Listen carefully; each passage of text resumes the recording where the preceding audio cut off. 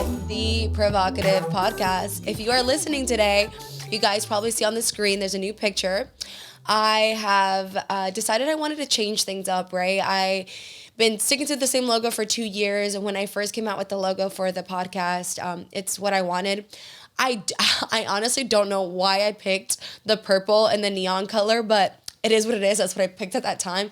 And for a long time, for the last, I want to say 6 months, I've been wanting to just redirect it, change it, make it more, I didn't know exactly what direction I wanted it. And then now I was like, I just want it to be me, because the podcast is about me, right? My life and my opinions and what my thoughts are. And so I just wanted more of an adult vibe. So I changed it. It's a picture of me wearing literally the exact same thing I'm wearing right now, which I thought it was nice to have the first podcast episode with a new logo dress up like the picture. So it's me, guys. I'm just really excited just to have a new direction to the podcast, and things are going to change the same. We're still, if you're new to the channel, it's a lighthearted podcast where we talk about relationships, we talk about sex, we talk a lot more about mental health and just motivation than what I originally thought the podcast was going to be about. But I love it. You guys love it. And I love sharing my life with you guys, especially on the podcast. I think it gives me a chance to really connect with every single one of you. And it's just amazing to have your support. So we haven't really talked about sex in a while, which if you guys want me to talk about sex, I will. In the beginning, I talked about sex a lot. And then I feel like because, guys, I've said it before, we made sure it's same dick, different day. It doesn't really change much, right? It's the same shit every day. But I am more than happy to talk to you guys about sex if that's something that you guys want me to bring up. But yeah, I just wanted to share that with you guys. If you guys notice a little logo, it's different. But yeah, welcome guys. I am so excited because first, before we get into today's episode, the announcements of the events. Drum roll, please. All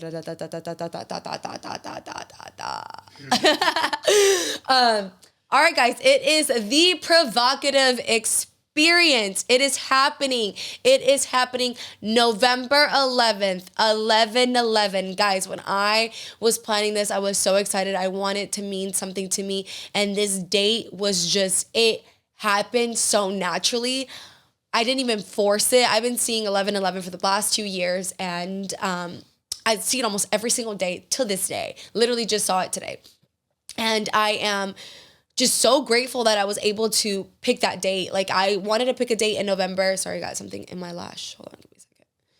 So I wanted to pick a date in November that was like, Saturday, November. And then when I picked it, I was like, it's going to be like the second Saturday of November, because the first Saturday I'm busy, the third Saturday I'm busy.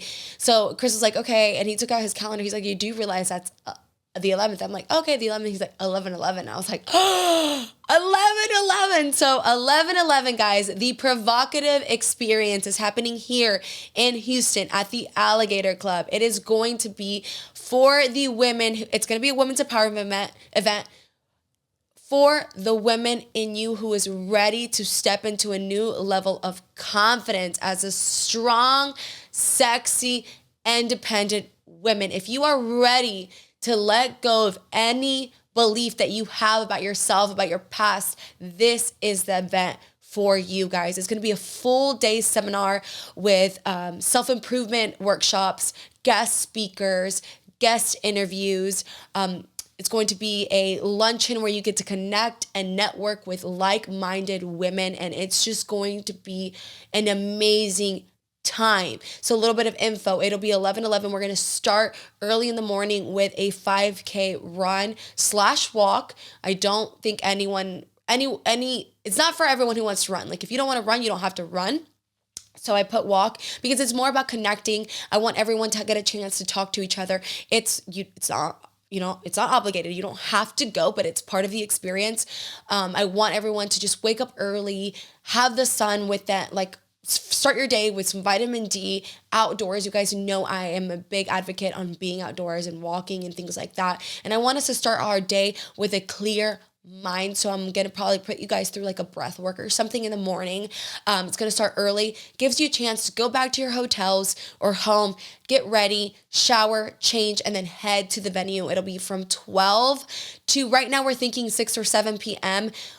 As long as it takes, guys, to get everything of value to you guys. I am so excited.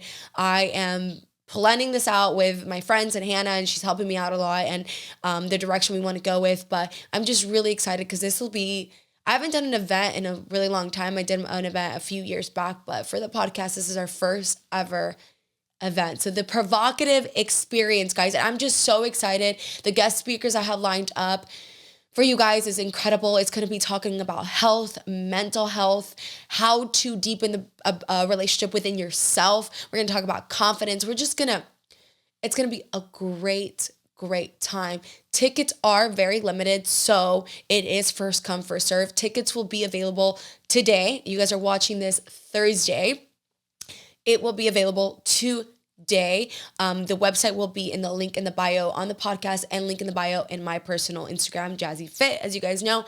And so first come, first serve. There is a general ticket, but there are also VIP tickets. There's only a very small limited amount of VIP tickets. With those VIP tickets, once you read it, it'll say as well, but just give you guys a little rundown. You guys will have one-on-one time with me. I will be having lunch separately. So these individuals will get to have a one-on-one lunch with me in a separate room.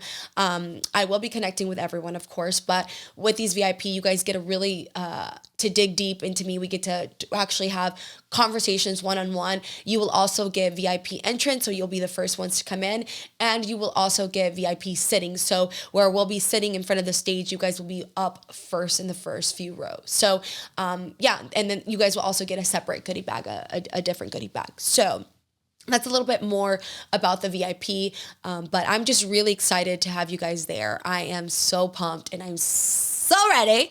I will be trying to figure out, because I did want to do something co-ed, and I know a lot of you have your significant others that listen to or you travel with them, finding a way to kind of include them in this. If not, like while we're in our morning walk, maybe they're at the gym or something like that with Chris. I'm trying to work out a plan so that if you want to bring your significant other, not to the event, but to to Houston, right? If you're not from here and you want to travel with your significant other, they can have something to do as well. But if not, you guys can make it a girls trip. So there's the information for the Provocative Experience, guys. I'm so excited. All right, guys, so let's get into today's episode, which I'm gonna do a little intro first, but today's episode is gonna be about me because, guys, I turned 29 2 days ago on Monday. I'm filming on Wednesday, and yeah, my back hurts a little bit more. No, I feel the same, right? I feel the same. I'm really excited for my 30th, but I'll talk a little bit more about the age thing when we get into the podcast, but it's just going to be about me, my recap of this year, what I've learned, what I'm taking away from it, things that I feel like maybe you guys could take away and include into your personal life. But before we get into it, haven't done an intro of like just things what's going on in my life. Shows. Let's get into shows. The best show I've ever watched in my entire life has been this show. I don't know. I was so hesitant. This is another thing. I'm so hesitant sometimes. I resist things that people tell me are going to be good for me. And I resist. And then I'm like, nah, whatever. And then I do it or I watch it. And then I'm like, why did I wait so long? Ted on Apple TV. If you have not watched Ted on Apple TV, Ted Lasso. Sorry, I always just say Ted. Ted Lasso on Apple TV. Oh my God, you need to watch that show. It is just so empowering, so inspiring. I feel like I learned so much about him, and it made me want to be someone like him. He's so positive. So he's a coach. He's a soccer coach, where they call football in in England, in London, and he's moving from the States, from what is it, Kansas? No, Kansas. From Kansas, yeah. And he's actually a football coach in the States, but he goes and he coaches soccer over there. And just his journey, everyone else's journey around them is just so inspiring. I've told you guys time and time again, athletes really make a person. Sports really make a person, and just really seeing these characters, the character development within the show and how these characters change, and the life experiences they go through is just really, really cool to see. It's been one of my favorite shows. Like, I was so sad it ended, and I highly recommend. Chris highly recommends. What do you give it out of 10, baby? 8.5, 9? Why? No action? There wasn't, yeah, there was not like sex action or what? Oh, just action. I give it a 9.5. I think if it had a little bit more sex, it'd be a little better. It'd be like a 10. But it was so good. I loved it. We just, honestly, there hasn't been other shows we're watching. We just finished, I don't watch reality TV, guys. You know that. But I got into The Ultimatum last season. So I watched the new season. Chris ended up watching it with me. I think sometimes you do have to give your significant other an ultimatum. I think if it's at the point where like you've been together with this person for so long and they're still not ready to commit to you, then you really got to ask yourselves like, okay, what's going on? If I know I'm ready, why are you not ready? And, sometimes you do have to ask yourself that. A lot of people throughout the shows, they say, I've been worried about why this person doesn't want to marry me, instead of looking in and asking myself, do I actually want to marry this person? Or am I just getting caught up in the whole marriage idea, right? And I think sometimes it takes like an inner, you got to look at inward in yourself. There was a girl on there that I actually really loved her style. She was just not ready to commit to marriage. She was just like, business this, business that. I'm so busy. All I do is work. All I do at work is work and this and that. And I'm like, oh Lord, I was like, man, that's a very ambitious woman. But I also makes you realize like life is not just about work, and it takes a lot of work to build a strong love and relationship. And some people, I think they think that love is weakness, but I think love can bring a lot of strength into your life, a lot of strength into your relationship. I think when you are truly in love with someone and you have that support system, you become stronger as an individual. But in the show, if you guys watch it, you'll see she feels like being in love and being married will kind of tie her down, which I think it's the opposite if you find that one person. But anyways, it's not the best show. Just watched it. Right now we are reading The Coworker in our book club. I am supposed to be receiving it today, so we have our book club meeting next week. I will tell you guys how it is. Apparently it's already a great book, so according to all the group messages. So I'll let you guys know. I should finish it next week. So I haven't really been reading anything else. We did go to Fuerza Regida concert last weekend, which was so much fun, guys. We had such a good time. I ended up getting more drunk for the Fuerza Regida concert than I did last weekend for my birthday. And I was not expecting to get drunk for the Fuerza Regida. We were just kind of like taking shots at the house. Excuse me. We were taking shots at the house, and it was, I don't know, I had 3 Moscow mules over there, and by the end of it, I literally tried recording a video of my feet walking out, and I looked back at it the next day and it was all shaky. Like I was like, what was I trying to record? I was honestly very, very drunk for that concert. And then I don't know about you guys, but obviously when you're drunk, you want to eat food. We ordered pizza, but this is the second time I've had pizza right after drinking, and it is not a good combination. I just don't like it. I don't think it just goes down good. I don't know. I will never do pizza again. I told Chris, I was like, next time I'm drunk, don't get pizza. Like, do Taco Bell, do something else, because pizza's not good. I don't know. I've both times I've had it, I just feel like disgusting the next day.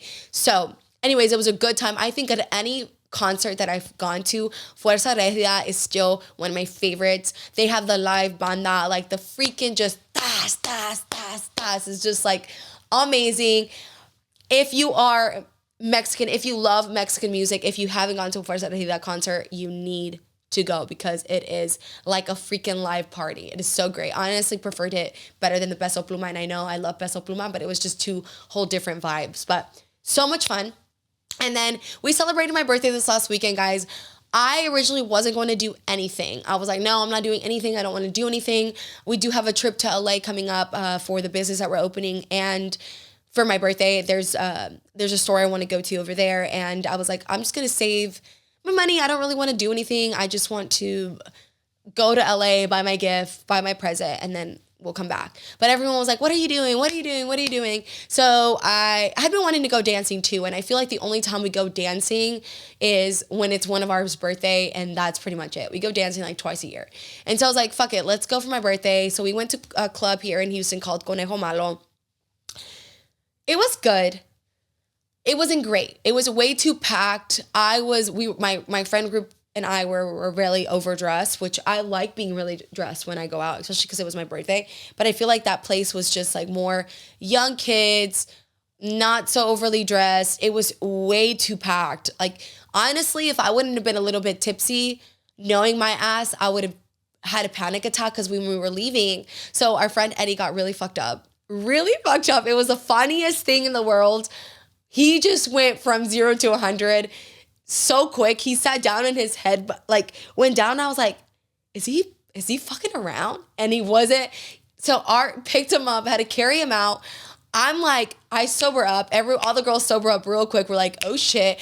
And then he's just cracking up the whole time. Everyone was freaking out a little bit. And then we look over at him and he's smiling, right? He didn't make like a scene, like no one fought or anything, which I think is just hilarious because I was like, thank you, Eddie. You made a grand exit for me because everyone at that club was staring at us leaving the club. And there was an outdoor section too where we left and everyone had their phones out. I was kind of tipsy, so I was just like cracking up. I was like waving to everyone. But it was a good time. I think the music was really good. The sections were just really small. Would I go back again? I would go back again if I was just going to go and stop for a drink and dance for like 30 minutes to an hour. Would I get a whole section there again? Probably not. I've heard the outdoor area is good. Maybe in the fall I'll get an outdoor section, but right now in the summertime, I was not going to sit out there with my hair freshly done and makeup in 90-degree weather. I was like, absolutely not. But the music choice and everything was actually really, really good. We got a party bus. The boys ended up doing the show for us. The girls we weren't drunk. So I think because we weren't tipsy, I just didn't want to be up there dancing on a pole in front of my guy friends, right? And like, I know they wouldn't have cared or looked at it that way, but I just wasn't tipsy enough to be like, yeah, I'm going to get on a pole, okay? You guys know, I've talked about this on the podcast before.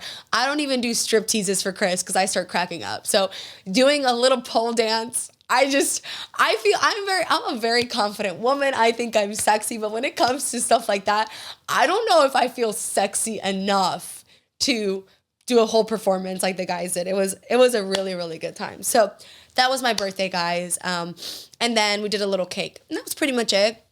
Also, lastly, before we get into what I've learned, I did start my actual health hormone journey this week. I am working with Audrey. If you guys have questions, I can send you her info. And I am really excited because we really think that we can help all my hormonal health that I've been having. I've just been really tired lately, guys, like extremely, extremely tired. Just feeling down and holding on to more water, holding on to inflammation. And not only that, with my endometriosis, it's been really bad. And my gut health hasn't been the best. And so she thinks that we can really tackle on my gut health, my hormonal health, and really help with my endometriosis, doing this natural way of things. And I'm really, really excited because I feel like for once I feel hope. And I think in the beginning of the year, I told you guys I was supposed to take a little bit more of a break. But I think the pressure of I was already lean and not being lean was really, really heavy, weighed heavy on my mind. And then summer was coming, right? And I was like, I have to look good for summer because I have to look good for TikToks and Reels, and I have to look good for social media, and I have to look good for my OnlyFans. Well, now that the winter is coming, I feel like the pressure, not only because the winter is coming, but I feel like my body dysmorphia isn't there as much anymore. I feel like I'm more receptive to, okay, my body's going to change. I might be gaining a little bit of weight, but I'm okay with it, right? Because I'm not like going to be in a bikini these next few months. I'm going to be, everyone's kind of into the fall vibes or whatever. And I just feel like it's the best time for me to really get started on my health journey so that the beginning of next year, I can really feel my best. And I'm not going through this shit still, right? It's scary to completely change. And we got in a phone call, or Audrey, she told me, she was like, this is going to be probably harder for you because we are going to be seeing the scale go up a little bit. And you are going to be doing a lot less. She only wants me training 3 days a week, no running, no spin, which probably means I won't get to run my half marathon this year. Which was, you guys know, a really, really big goal of mine to run it in January. We don't know, right? Maybe my health will get better, but I definitely think that this is more important to me than running that half marathon, because I can always run a half marathon, but I don't always want to be dealing with this much pain and this much tiredness and the way that I feel. It's not healthy, and it's not good for my mental health either. And so I finally decided, okay, I'm going to do something about it. So we've scaled back on a lot of things. I'm just working out 3 days a week, eating a lot more food, and walking. So just making sure we get steps in and things like that. And until I'm also doing a poop test. So that should be coming in soon. And so we're going to, tackle all these things. And I'm really excited because I finally feel like I'm doing something for myself and I'm not living in this pain, right? Or feel like I have to be living in this pain because it's been really, really hard. So yeah, guys, a little intro for you guys about my life. That's pretty much it. So I was thinking about today's episode and I was like, okay, what can I talk about? What's been really going on in my life? And the other day I was kind of reflecting in the car about my 28th birthday, right? Like what's been going on in the last year from 28 to 29. And I will say, guys, that this past whole birth year has definitely been one of the most challenging years of my life for me in a personal way. The amount of growth that has happened within this last year is crazy to look at. Because if you guys think back to when I turned last year, my birthday, right after my birthday, I did prep. I did prep for 4 months. Then post-prep, I dealt with post-prep depression, post-prep body dysmorphia, post-prep, all the post-prep stuff, all the hormonal stuff. And then I dealt with all the mental health stuff, all the depression, anxiety stuff. And I know I'm saying this as all these bad things. And although they seem like they were bad things at the time, they are things that genuinely made me better. Like everything, prep made me who I am for sure today. I am so glad I went through prep last year because if you guys are new to the channel, I did a bodybuilding show last year, and it's not my first one. I've done multiple ones, but going through that prep on my own, because all the ones before that, for the most part, I did them with Chris. I always thought I wasn't going to be strong enough to do one on my own. I was like, I don't think I'm mentally strong to do one on my own. I'm always the type to like bitch and complain. I have been. I'm going to admit it. And I was like, I know things are going to get really, really hard with food. I never complain about the work. I complain about the food. And I'm like, I feel like I'm going to complain about the food and want to quit and I'm not going to have a cop out, right? And going into the last prep, I didn't complain once. I did everything I had to do and just truly believing that I was capable of doing it. Guys, it completely shifted my mind as to what I was capable of, and just really digging deep and seeing how much I could push myself and push my body was just really, really incredible. And I am so grateful that I went through that, because I think that I had always wondered, is this life for me? Is it competing life for me? Is it something that I always want to do? And going through that last year, I realized I love the grind. I love it. I can do it. I live the lifestyle of a pro. I am very, very dedicated and I take everything really serious, but the pro life is not for me. The bodybuilding life, competing life is not for me. It's not something I want to do. It's not something I'm passionate about, and it's not something I want for myself. And I would not have figured that out if I would not have done it. So if I've learned anything this year is you have to try things as much as you resist, because I'm telling you, this year has been a lot of fucking resisting. I've been resisting a lot of things, but at the end of the day, you always end up feeling better when you do things. Even if you're not good at it, even if you realize down the road it's not something for you, going through those obstacles, going through those changes always ends up making you a better person. So I am so grateful that I went through that prep, because it made me such a stronger person. I will say that because I dealt with the post show depression at that point in the beginning of the year, I didn't feel that. I didn't feel like I was strong. I felt like I was weak. I was like, why am I having all these weak thoughts? Why can't I get out of it? But I'm telling you guys, when you're in that, and if you're going through a depression episode, it is really hard. It is so hard to see the light at the end of the tunnel. You can't get out of it. And I cannot, when I think back at my body dysmorphia, I am like, I still can't believe it. I can't believe how your brain can trick you so bad. I cannot believe I was so lean. So I looked so good and my mind was still telling me that I was fat. Like I cannot, it's still really hard for me to understand that. And it's, it sucks that I was hard on myself during that time, but when it's you versus you like that, there's nothing anyone can say to get you out of it. You just have to let time get you out of it. And guys, I feel like going through those changes in the beginning of the year really taught me to be more compassionate towards myself. I remember saying that my New Year's resolution, I wanted to be more compassionate towards myself, but I didn't really think I was going to be. Well, this fucking year was like, no, you are going to be more compassionate towards yourself. And I was. I think having to take a step back in the beginning of the year and actually, like, because I was so inflamed, take a step back from training, not be so hard on myself. It let me be more compassionate towards myself. It made me appreciate my body so much more. It made me realize I can't be killing myself every day. This body does so much for me. And I'm just trying to beat her up every single day. Like, why? It is okay. It does not make you weak. It does not make you a failure by not going full force on killing your body every day.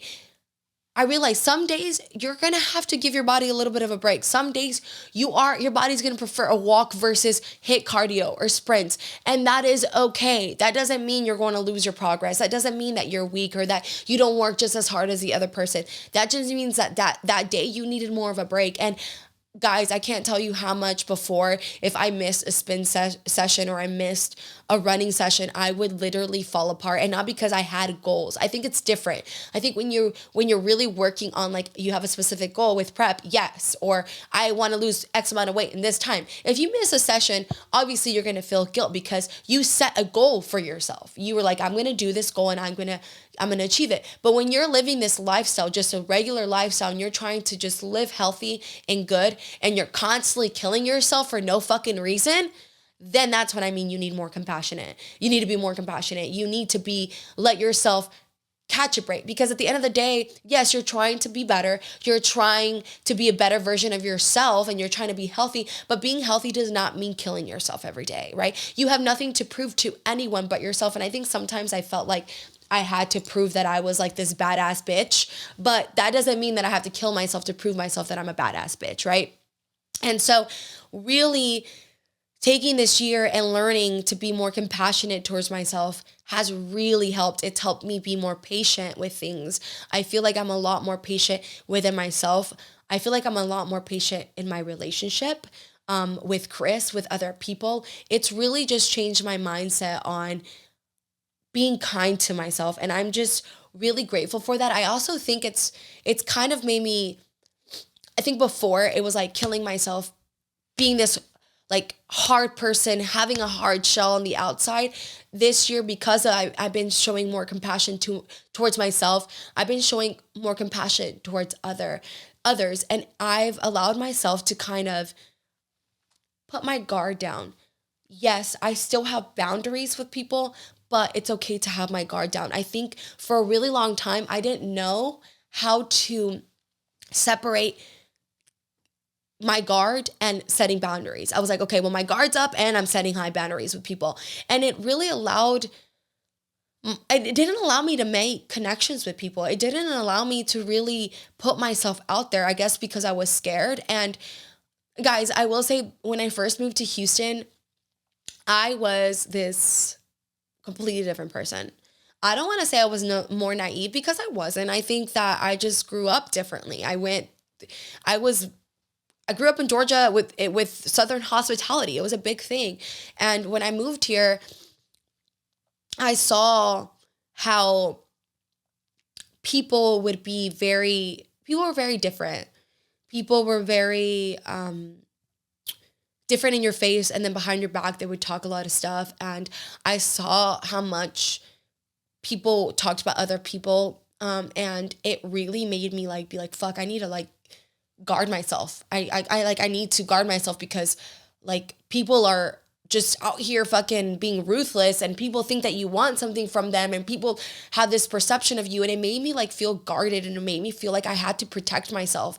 And yes, I got hurt a few times, but I think all of that negativity and all the like, oh, people are out here to get you and people are out here to take what you want and what you have, made me guard myself. It made me get scared of like everyone else around me. I'm like, no, no, no, no, no, because anyone who gets close to me wants something from me, and they're going to take what I have. And what I've learned throughout the years, and especially this year, is that's not the way it is, right? Not everyone wants something from you, and not everyone has an agenda when they meet you. I think it's scary being in the influencer world because sometimes you feel that way, but not everyone does. I genuinely like, yes, I want to meet people because I want to connect, because I know it's going to help my business, but I also want to meet people because I want to connect with like-minded people, because it's so fucking empowering to be around women who are doing the same shit that I'm doing, being boss-ass bitches, handling their fucking family, handling their shit, and wanting to be good friends and be good supporters and be there for you. Be a kind woman. Like, it is amazing to see that. And that's the kind of people I want in my life. And I know my circle is small right now, but I do want a bigger circle. I want a bigger circle of like-minded individuals. And for a long time, I didn't think that was possible, because I felt like everyone was out to get you. Everyone was out to take what was yours. But the world is so fucking big, guys. And there's so much room for everyone to grow. And there's one thing I've learned: there is no one like you, and you are never going to be anyone else. You can't be Susan. You can't be this person. You can't be that person. You are you. You can take qualities from other people that you like, but you are still going to be you. And I think learning that was one of the best things, and learning the compassion part of it really helped me be like, you know what? I can set boundaries with people, because boundaries are really important, right? I don't need to let everyone in, but I can bring down my wall so that I can meet new people. And that's why, to me, recently, it's been so important to build community, because why not? Why not surround yourself with like-minded individuals? Why not share the things that you've learned? Help somebody who's going through the shit that you went through, make that journey a lot easier for them. Why not? Like, if I can help you, why not? And if you can help me, why not? I think having this epiphany and going through this stuff and showing compassion towards myself and through others has helped me like really want to network more, really want to put myself out there more, because I think now I don't have the fear of getting hurt. I don't have the fear of someone taking something away from me, because they can't take anything from me that I'm not wanting to give. Because you can't be me. And I'm still going to be me. I'm still going to do the things that I want to do. I'm still going to hustle for me. And if I just heard this other day, and if someone makes a connection, if I put someone on with so-and-so and they are doing better than me, good for them. That just means I need to work harder, because that person is working harder, right? It's my own fault. If they're going to get what's meant for them, and I'm going to get what's meant for me. And if they're working harder, that means I got to level up, right? It doesn't mean anything else. It means I have to level up because they're leveling up. And so just showing compassion towards myself has really, really helped me just become a different person. It's really helped me see things differently. And it's helped me see people differently too. I think this year, another thing that I really learned is that people are very fucking complex individuals. We are very complex individuals. And I'm a Virgo, I'm an overthinker, and I've always been an overthinker, and I'm really trying really hard to help with that. And something that I really enjoy from Mel Robbins is she says, let them. Just let them. Your friends go out to eat without you, let them. This person does this, let them. Just let them. It'll bring less anxiety and stress in your life, and you'll get to see people's true colors. And I think establishing that in my life has really, really, really fucking helped. And I'm grateful that I'm seeing things in this way now, and just people are complex and you're never going to really know. People do things for themselves. And honestly, 99% of the time, it has nothing to do with you. And I think accepting that has really helped me accept people for who they are. And it's really helped me take a step back and be like, their perception on life, what they're going through, whatever, has nothing to do with me, and it has more to do with them. So just really like taking a step back and not expecting things from people and just letting people be who they are has helped me. Because guys, one of the hardest things that you don't learn, like even in high school or when I was in my young 20s, I didn't realize how complex people are, and they are fucking complex, and people are entitled to do what they want, and they are entitled to change their mind on things. I can't tell you, I'm a completely different person now than I was when in my early 20s, and the things I want now are completely different than I wanted in my younger 20s, and it's okay. People change. We go through different life experiences, and it's normal for us to want different things. And some people come into your life for short amount of time to teach you things, and then they leave, and that's okay, right? It's part of life. It's part of growing up, and it's part of just taking the good with the bad and just appreciating those moments that you have with people. And I think that I've been doing a lot recently, just because your time with that person is not guaranteed. So I'm just trying to take in as much as I can with the people I have around me right now, because I know that they're serving my life a purpose and right now, and I know that I'm serving their life a purpose right now. And it's really great that, when you see things in that perspective and just really like, just see people differently. And it's really helped me just see people differently. I also feel like, I had this fear of getting older, and I felt like especially in the beginning of the year when I was going through all my shit, I was like, oh my God, I'm getting older. Oh my God, I'm like, don't even go out. I just like started, like, I felt like I was being rushed. And Chris was like, wait, what is going on? Like, why do you suddenly have to feel like we have to be at a club or going out and this and that to feel like you're young? And I'm like, I don't know. I just feel like this pressure that like, I'll be 29 this year. And like, did I enjoy all my 20s? Did I enjoy going out? Did I enjoy this and that? And I'm like, I felt so much pressure to like do all this stuff that quote unquote made me feel young, when I'm like, that doesn't even matter. Just because I'm like not going out on a Saturday night doesn't mean I'm not young or that I'm not enjoying my life. And I just felt like I had this pressure, and like, oh my God, turning 30 was this like huge, like, I'm going to be old now. And now that even though I'm not turning even 30 yet, I just turned 29, but I felt like this pressure. And one thing that really helped me, I was at the dark sport trip a few months ago, and one of the photographers, Cameron, shout out to Cameron. I love, if you guys know me, I'm always with the photographers. I love them. I feel like I just vibe with them a lot more than I do the athletes. But we were in the car, and he asked me, he's like, if you didn't know how old you were, how old would you think you are? And all the guys were like, I feel like I'd be like 18, 19, 20. And they're all older than me. They're like early 30s. And I was like, really? They were like, yeah. And I was like, honestly, I feel like I'm like 32. And he was like, why? Why do you feel that way? And I was like, honestly, I don't know. I think it's the stress. Sometimes I feel like all the stress and all this pressure to like just be an adult, and pressure to have my shit in my life together, have a house, have your family's houses paid off, like all this stuff. Like I feel old, and like my body, I guess, because I've been going through like the inflammation too, doesn't help. And I'm so grateful he asked me that question, because it made me realize I didn't want to feel that way. I was like, I don't want to feel like that. I was like, I want to feel like you guys. I want to feel like I'm in my early 20s. And Brittany, you guys know she's one of my closest friends. She's like, dude, I feel like I'm 21. I feel like I'm thriving, baby girl. And I'm like, she's a little younger than me. I think she's 28. And I was like, damn, I want to feel like that. I feel like there's nothing wrong with being in your 30s. By all means, if you guys are in your 30s, you're listening to this, I'm not trying to diss 30s at all, because I've heard they're the best years. I truly, truly think they're going to be the best years of my life. But I'm sure you guys felt this. When you guys are turning 30, you feel like this pressure, and like you're old, right? You're going to be looked at as old. And I don't think it's that. I think it's the mindset, right? And now I'm looking at it like, yes, I might be turning 30, but baby girl, I'm going to be 30 and thriving, and I feel good, and I want to feel good. I was just having this like negative connotation with getting older, and I was like, fuck that. I don't want that. I want to be like you guys. I want to feel young. I want to do crazy shit. And I think sometimes even too, in the way I was dressing, I was like dressing older, and Chris is like, what Like, can you go put on a tight dress? And I'm like, no, because we're going out to dinner and this just like, I don't know. He's like, you need to stop because you're young.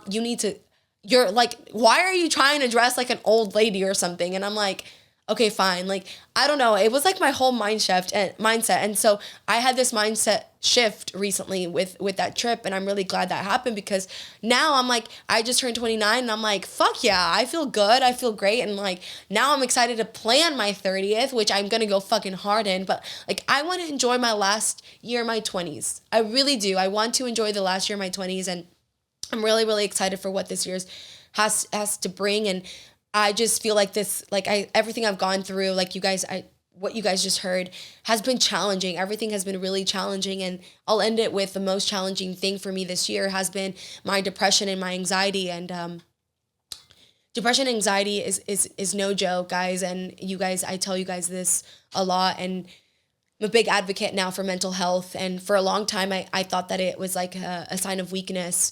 And now more so than ever, I think if you are willing to share your mental health struggle, it's a sign of strength because it takes a lot of fucking courage to look at another person and say, I'm struggling.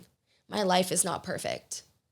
It takes courage. It takes gut. It takes wanting to get better to look at another person and tell them, hey, I'm really struggling right now.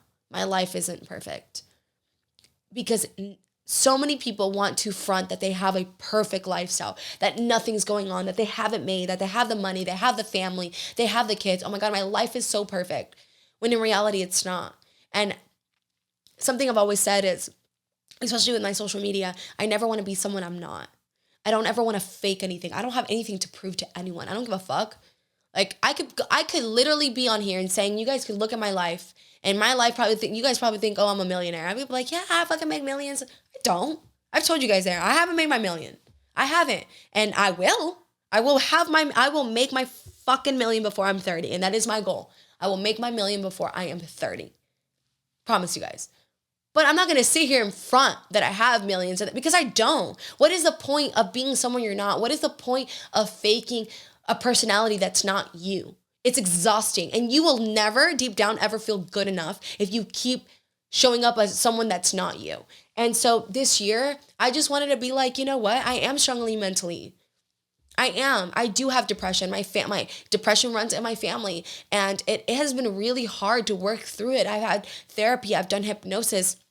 I've done a lot of things. And now I'm taking a step further into it and trying to heal my depression and my anxiety in a different way. And it's helping. And I want to say that it takes a lot of courage to share your mental health journey with someone. But I promise you, it doesn't show any weakness. Screw whatever people have to say. Screw people who say, oh no, I don't have time to check in with myself and for mental health and to be depressed and anxious. Everyone has experiences some sort of anxiety once in their life. And depression, when you're in it, guys, sometimes it just fucking happens. It's not like, you wake up and you're like, you know what? I'm going to be depressed today.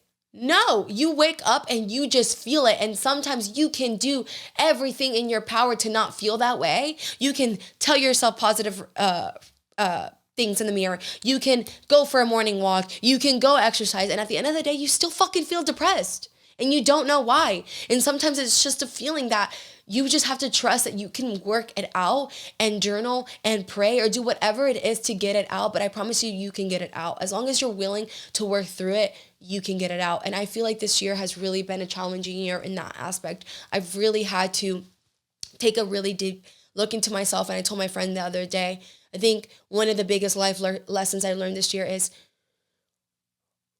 inner work is a takes constant work. And I know that kind of the wording there is not the best, but last year I went through therapy. I was like, I'm working on myself and I'll be done. I was like, I'll work out this problem. I work out my past trauma, my family trauma that I have or whatever.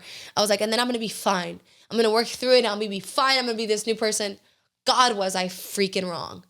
Inner work takes a lot of commitment and takes a lot of patience and takes time. Because why? We're constantly growing. I knew that as individuals, we're constantly growing. But I didn't realize that as I'm constantly growing, I'm constantly having to work on my inner self. And that has been a really, really big reality check for me. And this year, I've had to keep working on my inner self. It takes, if you truly want to get better, if you truly want to heal, if you truly want to take a next step into your life, you constantly have to be healing. You constantly have to be doing the inner work for yourself, especially too for the people that you love and around you. I want to be better. I want to be a better version of myself for me. I want to heal any issues I have for me, but also for my relationship. I think healing myself, being more compassionate, like I've said, has really helped me be more patient in my relationship with Chris. I feel like I'm more compassionate towards him. I feel like I really take a deep breath before, laying next to him on the couch, instead of being this anxious person, instead of like when I'm anxious, trying to get everything out and yelling. And I don't actually yell at him, but like I get frustrated, and like it's really taught me to be more calm. And I'm really grateful for that, because I can be a better version for myself and for the people around me, for my friends, for my family. If they need advice, I can give them better advice than I could have last year. So working on yourself is a takes constant work. And it takes a lot of patience. So be patient with yourself, be patient with others who are going through a self-discovery journey. And we'll talk more about that on the seminar, I promise you guys. And I'm really excited to put you guys through different inner work challenges, so that you guys can really take some time to take a look within yourself and see what it is that you need to change within you. So those are just a little bit of the things that I've gone through the last year that I feel like really has helped me transform into this better version of myself. And like I said, I'm not done here. I'm going to keep growing. I'm going to keep changing, and I'm going to keep sharing my life with you guys, because I know that if at least it's helping one person out there, that's all I care about. I've said it. If you guys watched my story last week, someone called me out for being a motivational speaker. I will say this right here. I am not a motivational speaker. I don't consider myself a motivational speaker. I did not start this podcast to be a motivational speaker, by all means. I'm a little bit more scared to step into the motivational speaker side of things. I actually I knew that I was throwing this event, and then yesterday as I was typing and like just organizing some things about the event, it hit me that I had to go up on stage and talk, and I was like, shit, the stress is real now. Now I'm starting to get like all anxious and stuff, but I'm not a motivational speaker, guys. I am just here to share my life with you, to share my challenges with you, how I've overcome those challenges, and maybe it'll help you. And if it doesn't, it doesn't. But we are here, to provoke thought, to challenge your way of thinking. So hopefully it could help you. Maybe it'll help your family. You never know. So I'm not a motivational speaker. I'm not out here, trying to if I can change the world, great. But I don't know. I don't think I'm the smartest person in the room. I just think that if I can help someone with my life experience, why not? So thank you guys so much for listening. The tickets will be available for the Provocative Experience today. As you're listening on the podcast, look at on the podcast Instagram. The link will be there. You can also go to the website, jazzyfit.me. There'll be a link where it says Provocative Experience. Just go there and you can get tickets. It is very, very limited, ladies. So get to it. Thank you guys so much for listening, and I will see you guys next week. Bye.